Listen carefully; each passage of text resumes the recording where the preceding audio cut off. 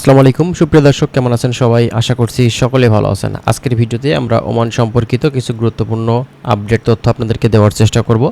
যারা ওমান সম্পর্কিত বিভিন্ন ধরনের গুরুত্বপূর্ণ তথ্য জানতে চান, অবশ্যই আপনারা আমাদের চ্যানেলের সঙ্গে থাকবেন। আমরা চেষ্টা করছি বিভিন্ন বিষয় সম্পর্কে আপনাদের অবগত করার।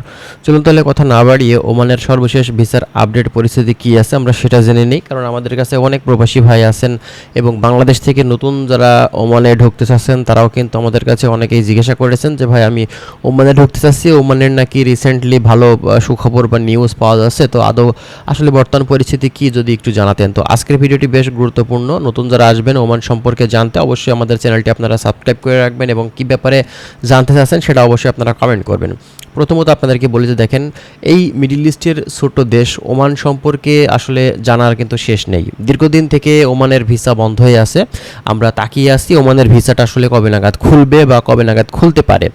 তো যেহেতু আপনারা কিন্তু ধাপে ধাপে এই কয়েকদিনের ভিতরে বেশ কিছু জায়গা থেকেই দেখতে পাচ্ছেন যে ওমানের ভিসা খোলার ব্যাপারে কিন্তু মানে বেশ তোড়জোড় চলছে, যেখানে আপনার হচ্ছে সংসদে বলা হচ্ছে যে আপনার এই ওমানের ভিসাটা নিয়ে কাজ করা হচ্ছে, খুব শীঘ্রই খুলে যাবে।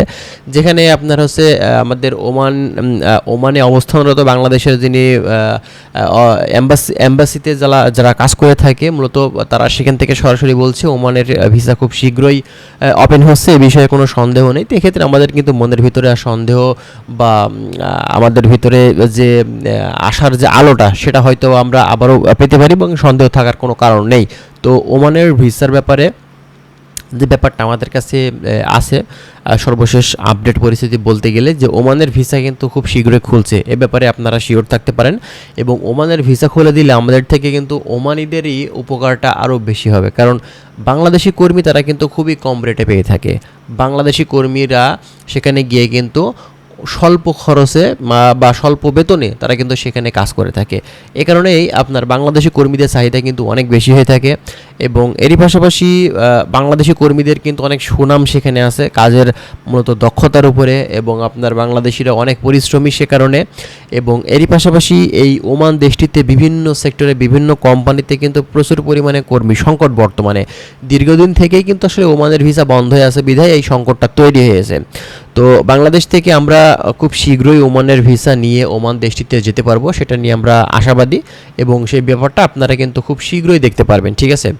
আর ওমানের ভিসা আপনারা জানেন এই দেশটির ভিসা করতে কিন্তু খুব বেশি সময় লাগে না, খুব বেশি টাকাও কিন্তু খরচ হয় না।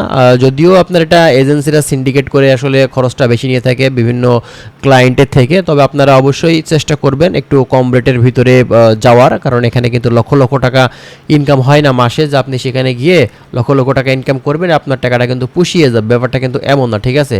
এখান থেকে টাকাটা তুলতে গেলে আপনার কিন্তু ভালো পরিমাণে সময় লাগবে।